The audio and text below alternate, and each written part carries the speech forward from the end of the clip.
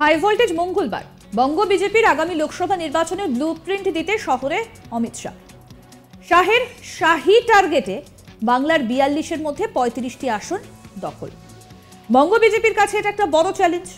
এবার অমিত শাহ এবং নরেন্দ্র মোদীকে এই আসন উপহার হিসেবে তুলে দিতে প্রস্তুত বিজেপি। বিজেপি বিধায়ক অগ্নিমিত্রা পল বলছেন, এখন এই লোকসভা নির্বাচন পাখির চোখ, হাতে সময় খুবই কম, আর মাত্র ৩টে মাস হাতে সময় রয়েছে। তাই এই ৩৫ আসন নরেন্দ্র মোদীকে তুলে দিতেই হবে, কারণ তিনি কথা দিয়েছেন। একই সঙ্গে নভেম্বরের পর ডিসেম্বর মাসেও অমিত শাহের এই সফরকে বেশ তাৎপর্যপূর্ণ বলেই দাবি করছেন অগ্নিমিত্রা পল। অগ্নিমিত্রা পলের কনফিডেন্সও কিন্তু দেখার মতো।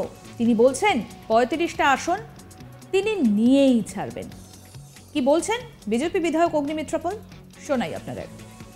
আর ৩ মাস বাকি লোকসভার। আমরা মাননীয় গৃহমন্ত্রী এবং মাননীয় প্রধানমন্ত্রীকে কথা দিয়েছি, আমরা ৩৫টি আসন তুলে দেব। এবং আজকে তারা দুজনেই এসেছেন সাংগঠনিক বৈঠক নিতে। অত্যন্ত তাৎপর্যপূর্ণ, বাংলা সবসময় তাৎপর্যপূর্ণ, ইম্পর্টেন্ট ছিলেন আমাদের কেন্দ্র সরকারের জন্য, আমাদের বিজেপির জন্য। এবং এবারও আমরা পাখির চোখ করে এগোচ্ছি। আমাদের ৩৫টা আসন চাই এবং আমরা নিয়েই ছাড়ব। বাংলার মানুষ আমাদের পাশে আছে। অন্যদিকে সাংবাদিকরা তাকে প্রশ্ন করেন যে কেন বাংলা এসেছে এবং কেন কালীঘাটে গেছেন অমিত শাহ। তার উত্তরে তিনি বলেন, বাংলায় যখনই বিজেপির শীর্ষ নেতৃত্ব আসেন তখনই জনসংযোগ করেন। শোনাই আপনাদের এই বিষয় নিয়ে কি বলছেন অগ্নিমিত্রা পল। মাননীয় গৃহমন্ত্রী যখনই আসেন, আমাদের শীর্ষ নেতৃত্ব যখনই আসেন, তখনই মানুষের সঙ্গে জনসংযোগ করেন। কালীঘাটের মন্দির বলুন, দক্ষিণেশ্বরের মন্দির বলুন, স্বামীজির বাড়ি বলুন বা গুরুদুয়ারা বলুন। এবং এখানে তো আলাদা করে বলার কিছু নেই। লোকসভার তামামা বেজে গেছে, হাতে আর ৩ মাস সময়।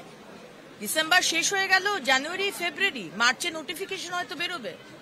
সুতরাং এখানে ভাবার কোনো কারণই নেই যে ভারতীয় জনতা পার্টি বেঙ্গলকে, ওয়েস্ট বেঙ্গলকে পাখির চোখ করে দেখছে না। সম্পূর্ণভাবে সমস্ত লক্ষ্য আমাদের পশ্চিমবঙ্গ।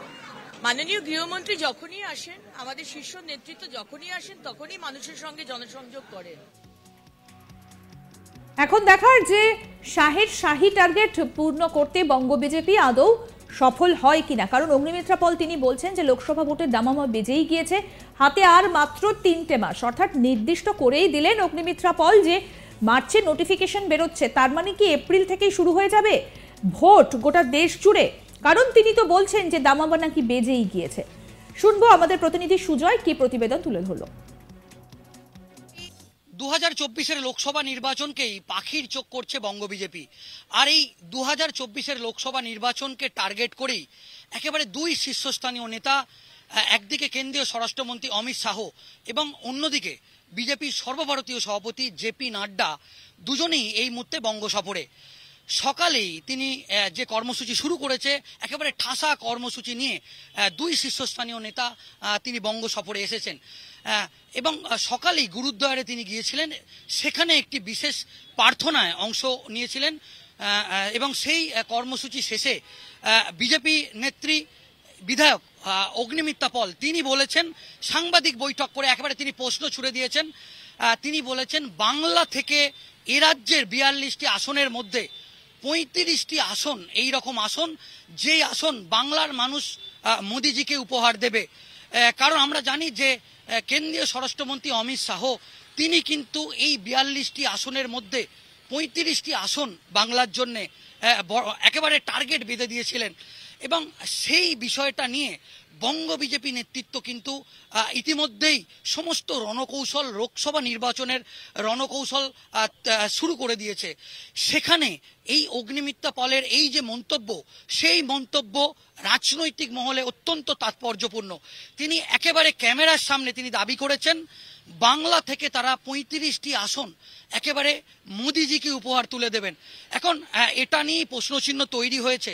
আমরা জানি যে ২০১৯-এর যে লোকসভা নির্বাচন, সেই ২০১৯-এর লোকসভা নির্বাচনে বাংলা থেকে ১৮টি আসন দখল করেছিল।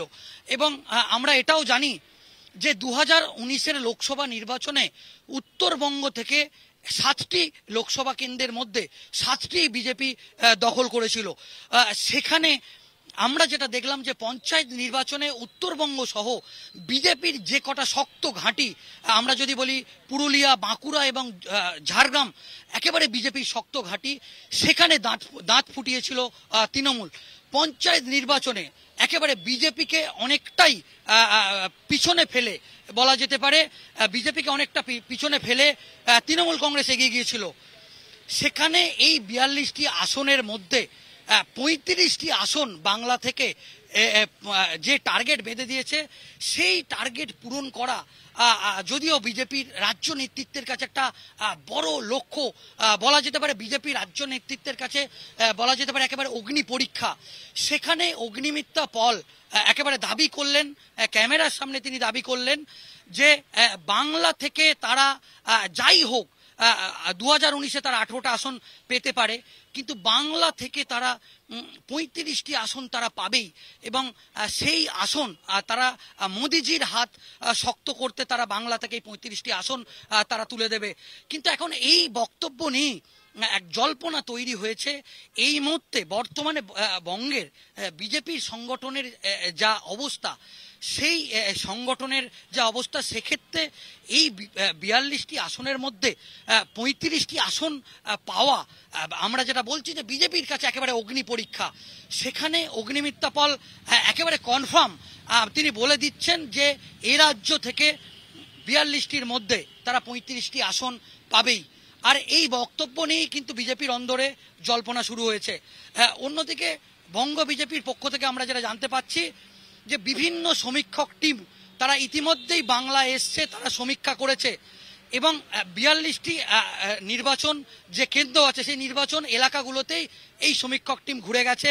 এমনকি খোদ অমিত শাহের নিজস্ব একটি সমীক্ষক টিম, সেই সমীক্ষক টিম তারা বাংলায় এসেছিল এবং বাংলায় ঘুরে তারা কিন্তু বিভিন্ন লোকসভা কেন্দ্রে তারা পরিদর্শন করেছে এবং সেক্ষেত্রে বাংলায় কিন্তু এই 42টির মধ্যে 35টি আসনের যে বিষয়ে দিল্লিতে রিপোর্ট দিয়েছে, সেক্ষেত্রে অগ্নিমিত্রা পাল একেবারে কনফিডেন্সের সঙ্গে দাবি করছে যে বাংলা থেকে তারা 35টি আসন তারা পাবে এবং সেই 35টি আসন তারা মোদিজিকে তুলে দেবে। এখন দেখার বিষয় যে এই 42টি আসনের মধ্যে সত্যি কি বিজেপি এই 35টি আসন পাবে, এখন সেটাই দেখার বড় বিষয়। High voltage day, high voltage মঙ্গলবার। বঙ্গ বিজেপির আগামী লোকসভা নির্বাচনের ব্লুপ্রিন্ট দিতে শহরে অমিত শাহ। শাহী টার্গেটে বাংলার 42-এর মধ্যে 35টি আসন। বঙ্গ বিজেপির কাছেও এটা একটা বড় চ্যালেঞ্জ। অমিত শাহ এবং নরেন্দ্র মোদীকে এই আসন উপহার হিসেবে তুলে দিতে প্রস্তুত বঙ্গ বিজেপিও। বিজেপি বিধায়ক অগ্নিমিত্রা পল কিন্তু যথেষ্ট কনফিডেন্ট। তিনি বলছেন হাতে সময় কম, মাত্র 3 মাস বাকি, আর তার মধ্যেই সমস্ত কিছু গুছিয়ে নিতে হবে। আরও আপডেট পেতে আজ তাক বাংলার ইউটিউব চ্যানেল সাবস্ক্রাইব করুন, নোটিফিকেশন পেতে বেল বাটন অপশন প্রেস করুন। এই ভিডিও সম্পর্কে আপনাদের মতামত জানান, কমেন্ট করুন, শেয়ার করুন, হোয়াটসঅ্যাপে ফলো করুন আজ তাক বাংলা।